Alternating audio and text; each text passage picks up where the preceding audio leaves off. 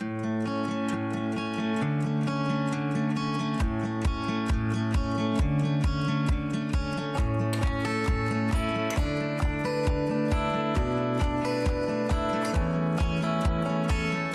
both Jane Roy.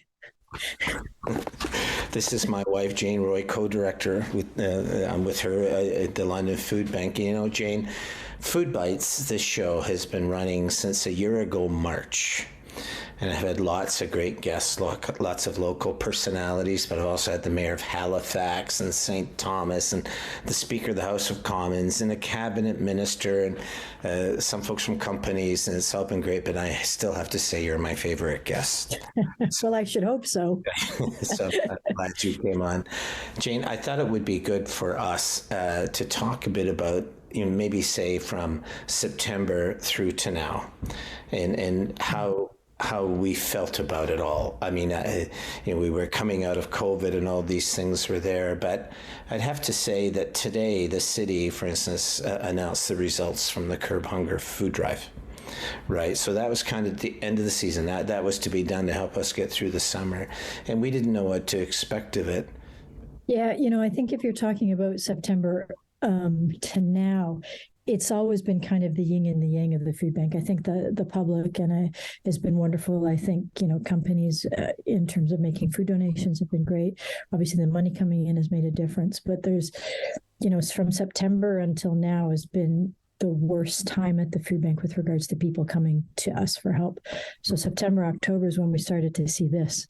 So I think the fact that obviously people are still supporting, people are still making a difference, that's of course really encouraging, but as you know, it's been fairly discouraging the last little while. Right. So, you know, 6 weeks ago, 2 months ago, you and I were up at Queen's Park, the provincial capital, speaking with MPPs. There were cabinet ministers there. It wasn't just us. There were other food banks there as well, trying to say that, look, at this has become far more serious. These food banks, or all of us, had not met with that at Queen's Park since before the pandemic. So it was the first real chance to get ourselves back together in 3 years. And I don't think the politicians that were there were expecting what happened, right? Like they heard it's far more serious than it was the last time we saw you 3 years ago. Did you get that sense? You know, some of them were very quiet, but I could tell they realized that the ground had shifted under their feet. Yeah, I mean, I think that was definitely some of the senses. It's definitely become a lot closer to home for so many people, right? I think whether you have money or going to a food bank for help, obviously the past number of months, we've all been feeling the pinch about the food prices. We've all been seeing rent go up. And so if you've been close to the line or we feel that kind of strain ourselves, right? Just in terms of, you know, where we used to spend, let's say $150 on food. Now all of a sudden it's $250 a week or whatever it is. I think that's really bringing it home. And then just hearing about all the folks that have to come to food banks or all the folks that have been rent evicted or whatever it is, I think it's definitely tough. And I think that, the folks at Queen Park were honestly there to hear the stories and see what was happening. It was difficult for sure. Yeah. I just feel that all of us, I don't mean just food banks, but everybody in society in general is actually not sure where we're at. I think that, you know, they so longed for COVID to end and then to kind of get back to things. I knew we had problems before COVID got started, but then I think they thought, well, at least we'll go back to that. And it reminded me of the times all those years ago, you and I were there at the very first drive we had as a food bank way back in 1986, 87, right? And in which people thought that's when food banks first got started. But the feeling was, well, after the recession is over, things will go back to normal. We can get on with our lives and we don't need to have food banks anymore. And it never worked like that. We've had a number of recessions since, including the huge one back in 2007. And the numbers go like that in a recession and they stay high. And it seems to me that COVID has done even worse than that. You know, our numbers are high, but they continue to climb. They're not leveling off. Yeah, no, it's actually 40% over 1 year. Yeah. You know, I think a year ago, we were actually about the same numbers in terms of pre-pandemic, but we're 40% where we were at this point last year. But it's also to be remembered, it's like September, October was when we started to see that steep incline that they actually kind of had leveled off before that time. So, we're in, and we always talk about stats, but we always, you and I always talk about how stats are individual people, their families going through. So we're, right now it's 5,500 families a month. We've never been this busy. That's over 15,000 individuals directly that we're helping. That doesn't even include all the homeless lunches and all the other help that we give to other agencies. That's just folks using food bank services. And that's staggering. And I think that's kind of what we're all facing in terms of the pressure. How can we keep up with this? You started the session today with talking about how great the London Public is, and that's definitely the one thing that we're kind of we're finding encouraging. So I want to share some good news with you a little bit. So Sue Cadry popped in today and let us know that we're going to be one of the recipients of the Cadry golf tournament, which is amazing. So those kind of things that happen are like definitely encouraging because the public is there. But that flip side that you're talking about is actually quite oppressive, just thinking about what everybody's going through. Yeah, it's my sense we're all kind of confused and don't know what's going to come of it all. To add to that too, we would honestly have to talk about business cares, correct, in the business community in London, not just business cares, but the Chamber and others who've, they've really come through again this year. I know going into it at Christmas time, Wayne Dunn, who organized business cares, he got a boost from the Chamber of Commerce, who donated towards that particular cause. But I think also he really wondered how we were going to do this year. And it basically came out that we were okay, but you really didn't know. But that really meant that the business community had to come through again, just as they had in other years. And as difficult as it has been for us as families and as individuals, it's also true it hasn't been an easy time for businesses either, and that they're having a tough time getting through it. So, but you're right, even talking to business leaders is I did even last week, they're confused. They don't know how to predict what's going to happen in the future. So it's interesting being a food bank in a time in which you're not necessarily going to go back to what you had before, but you don't know what you're going into. We have no idea. Yeah, I mean, we have no idea what's happening, and do we just grow? And not that, we talk about kind of growing, or we just continually feeding the need and doing what we can. And of course we do that because that's what we're here for. We try to do our best, but at some point this is going to really outstrip what the community is going to be able to do. So far we've had such great support, which is amazing. But it's definitely, it's really tough. I mean, as both you and I know, we've had some really good friends who've been involved in the food bank movement for so long that are retiring, and it's so discouraging for them. But when is it going to end? And that's one thing lots of people don't know. Yeah, a couple of weeks ago, we had all the food banks in Ontario meet for their annual meeting up in Cambridge, and we were part of that.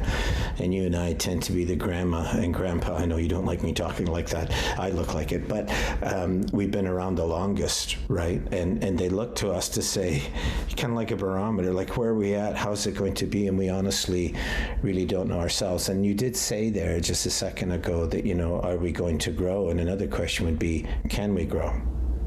There are some food banks that were there at those meetings in Cambridge that this time next year probably won't be open. Yeah. They will have closed. Now, London's been very fortunate in that way, but I really think that's how serious it has all become.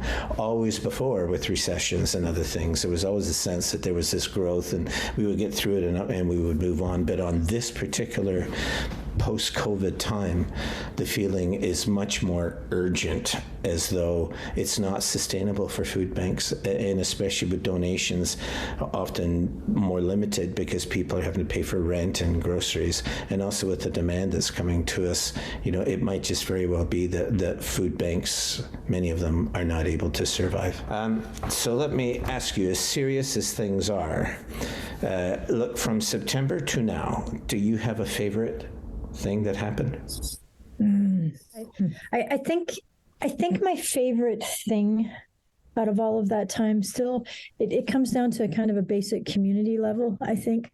Um, I, we talk about the community donating, and they've tended to donate more money than food, but actually the numbers of volunteers continues to astound me, and sort of the fact that it's gotten busy here, and we've had two computer operators talking to folks. We're now at four pretty much all the time, but the volunteer spirit and wanting to help is alive and well. Mm-hmm. And the time, and it's getting busier. There's no breaks. There's constant, movement of food has been incredible. There's people getting their hands mucky because of the produce that they have to sort through. And I'm really happy about that. I think that's kind of, an exciting and always a highlight for me. I think the time that you might have been the happiest was one day not too long ago at Thanksgiving, I think it was, and you came home and you said, Glen, look at this. And you showed me on your phone, and some young girls had come down who had been collecting food in the community. Just go over that story again, because it became a big issue. Eventually it got on CBC, local media and stuff, but just describe to us a bit how that happened, because that was so awesome, because it had a global dynamic to it as well. Yeah. So around Thanksgiving, a father came in and said there was a number of girls, young women, teens, and that kind of had formed together as the Goodness Angels, and they wanted to do something for the food bank, and they wanted to do things for others. But it was just, so they ran some food drives. We saw them for the first time at Christmas, and then we've been seeing them this year. But it's a group of young women. I believe there's 8 to 10 of them that come from. Now, some were born here, but their heritage is from Turkey. But particularly when when the earthquakes were happening in Turkey and lots of different things were kind of going on, they wanted to do something for Canadians. They also shared, some of them have actually had their families that actually had to come to the food bank for help. But they were wanting to give back, and it was kind of amazing. So these young women came in, they were so excited to do something. Now they've gone on and planted trees. It's not just the food bank that they're involved in, but this group of young women was just kind of, it was thrilling and exciting to see them take some leadership and want to do something outside of themselves. I think that was really great. What it prompted in you, I just thought was delightful. You were like a 10-year-old yourself. Like, it was just so, you were so excited by it. And I remember you showed me the video and you went, oh, I got the light wrong on that part. And I don't know if I quite got their voices in that part. You worried about that aspect of it. But the truth of the matter is it worked out just great. But what really came through loud and clear was their commitment to the community and that of their parents, because a couple of their parents were there and got involved in that.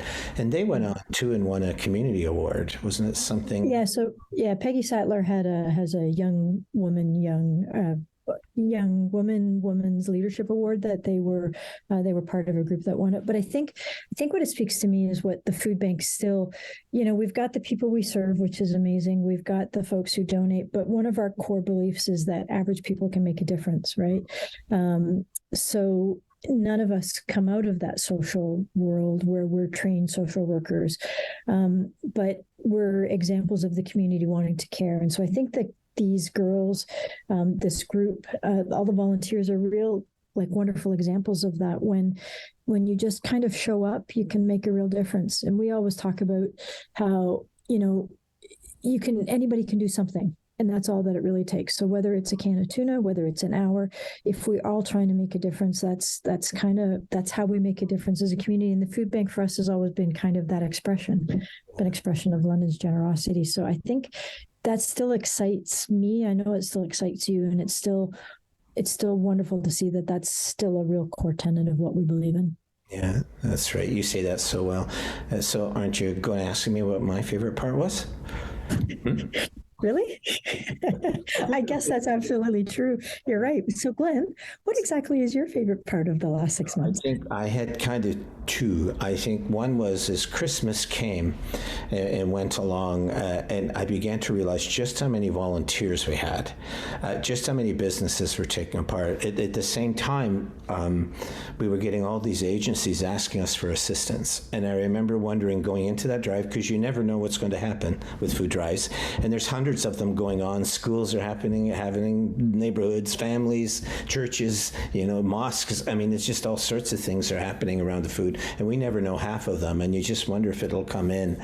But I remember how relieved I felt that we were able to have the supplies that would be necessary to help these agencies, especially as they were going through the trouble. But then I faced an even steeper challenge. You went to South Sudan, if you remember, in January. And I had been the last one to go there, and this time it was your turn, and you went with Carol Campbell, I remember, and you were going to be gone for a while. And it's always hard for me to imagine how the food bank can run without Jane. I'm sure that when I was in Sudan, you never thought that for 1 minute, but you were there in Sudan, and I was kind of wondering, okay, how is this going to go here? Because the new year didn't start well either. The new year was full of negative prospects about the economy and other things. But Jane, the best part of it was we did survive until you got back. Now, me, I survived. Yeah. So I was so happy when you came back. I want you to know I don't actually do all that much here. I think the biggest thing I do is provide an atmosphere for people to serve and try to make it fun so that we don't get distracted. But it's the volunteers, it's the staff that do all the work, Glenn. So I think it's well placed that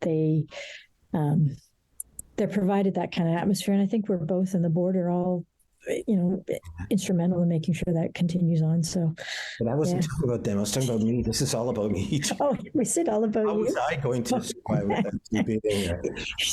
But anyway, it worked out and it was great. So can I ask you, do you have the biggest downer moment? Did you have one moment in the last 7 months that was harder than any others? Yeah. And I'll remember to ask you the same question when we're done. When we came back from the food banks conference with everybody, the food banks of Ontario, over 130 food banks, and they talked about how the small food banks are kind of the canary in the coal mine, that food banks in general are a canary in the coal mine for the community and how things are doing, but the small ones are the canary in the coal mine for us, and they're starting to fail, and it's really difficult. And just kind of what we were becoming. I came home and it was just kind of really struck me. So I know I get emotional and you always bail me out, which is really great when I talk about personal stories, but about the food bank, it's been about the volunteers. And so I was speaking at a Tampon Tuesday event, and it's the first time I've kind of talked about just that kind of strain, and I got really emotional about it because I think it's tough seeing what is going to happen in the future. And it's tough knowing that there's so many people really struggling. There really is so many people struggling. And that, I think that oppression is one of the first times I really felt that. And then expressing that to others, because I tend to be the positive, thank you, let's go together. I think you tend to really see those deeper rooted things. So let me turn that back on you. What's been the most difficult moment? When you went to South Sudan, no, I already said that. I think there were two. I think in looking through, I was realizing that we keep talking about food insecurity, and then we talk about food security as it's though you give people a hamper or a meal if they're homeless, and that's food security for them, but it's not. Right? It's something that really helps them in that moment, which is great. But true food security would be where, as the United Nations defines it, we even define it here in London from City Hall, that food security is this ability for people to be able to go to where they need to be able to find affordable, local, fresh food, right? That is really food security. And, in my looking at that and realizing, we're not even close to it. And I remember hearing the economic news that I was speaking to a businessman a couple of months ago and said, when was Canada's best year economically? When did it go better than any other time in our history? And he didn't know, but it was 2019. And for the first time ever, we passed $2 trillion in gross domestic product. We'd never been done that before. And yet, homelessness is far greater while all that money is here, right? Rents are far more expensive while all that money is here. Hunger is rampant, right? Young people can't afford university. We have people talking about privatizing healthcare because we can't afford it. And you're sitting there going, what? Like, what's going on? And I think that knowledge for me, that we actually have the tools to handle these problems, but that we are not doing it. And perhaps we're not even close to getting it and understanding what we have to do. So it is my sense that although the money and the wealth is in Canada, we are constructed in such a way now that we can no longer control these excesses that are happening around things like hunger and homelessness. And that was one. The second one was, I remember speaking to, I won't say who it is, he just retired, but I remember speaking to somebody from the media who just said, Glen, the media is just kind of done. They're not going to be able to get out and cover stories anymore and that kind of stuff. And he said, you're going to see some places closing down, which you and I just saw this week when CTBK announced that they were shutting down. And I realized that who will tell the stories of these things? Like the newspaper doesn't have as many reporters. Radio stations don't either. Television stations are struggling. So how will these stories that are so important and germane to where Londoners are living, how are they going to hear that as these corporate decisions are made and the light goes out in all of these different communities and stories are not being told? I think that has really, maybe more than anything else, has worried me the most, because I think there are just so many fantastic agencies out there doing some wonderful jobs, and funders as well that are doing great work, but we're not hearing about them nearly as much as we used to. So that's a long answer to your question, but both of those things, we don't have the money in the right place, and we don't have the media being able to tell those stories to the degree that they could before. And you and I know those media people. We know them so well.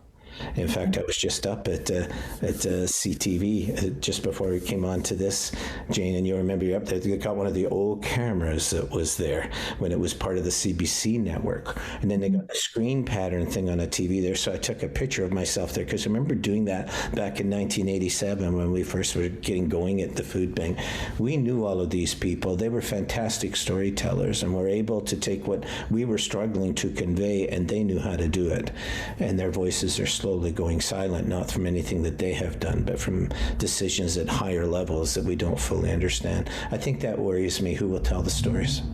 Yeah. I mean, the platform's all different, right? So I think what you're talking about was we had that collective platform that we all were part of. And now, there's social media, so there's the splintering of all of these different groups, and we ourselves are all splintered, right? Like we talk to the people that talk like us, or think like us, and we don't necessarily come together as a greater whole. And the media, and particularly the traditional medias you're talking about, was one place that we could do that. Yeah, so it's definitely true. Definitely difficult. It means that groups will have to start doing their own storytelling, and that's not easy.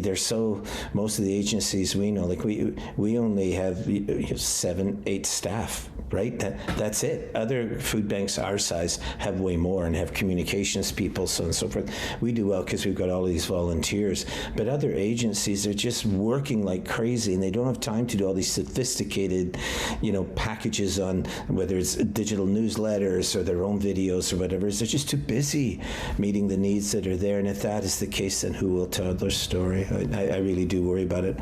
One of the good things, though, and especially at this time of year, is that the fresh food component of the food bank has really mushroomed, right? Like we're close to 55% now. And I remember a few years ago, we decided we should start moving in that direction, but I had no idea it would move as quickly as it did. I mean, you started the show with Curb Hunger. Curb Hunger, Curb Hunger food drive is actually morphed into Curb Hunger campaign, and part of that is because the focus is on the fresh. And part of the reason it went so well was because of the fresh produce, bread, pastries, milk, dairy that gets picked up from grocery stores, or gets donated from farms around the area, or food companies, et cetera. So I think, that's obviously really important in terms of the nutritional system of it. But, particularly the refresh, we call it refresh, the things that come from the grocery stores, basically, some of that produce is destined for the compost bins. So we're able to bring it here. We sort it. We ended up having to sort a lot of it into the compost bins, but the ability to get still healthy, good, fresh produce out to people makes a big difference. And so, yeah, when you look at the hampers and the things that we're giving, yeah, a lot of that is that milk and the eggs and the fresh produce, the meats. It makes a really big difference for sure.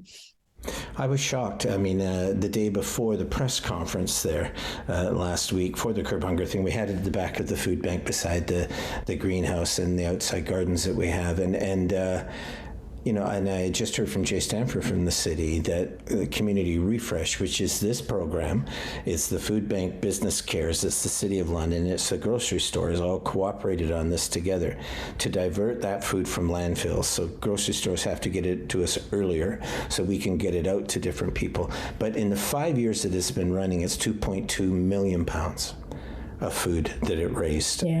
I'm not sure 5 years ago when we were thinking about how we're going to do more fresh food, I'm not sure that part of it entered into our thinking, but it's definitely become a reality to us, and it's really allowed us to put far more nutritious and fresh products into the hampers and the stuff we give to other agencies. It has been an amazing thing, and I do think we seem to be entering an era in which locally grown food, nutritious things from the ground, perishable items, those things have taken on a far greater meaning than they did at any other time that we've been involved in the food bank.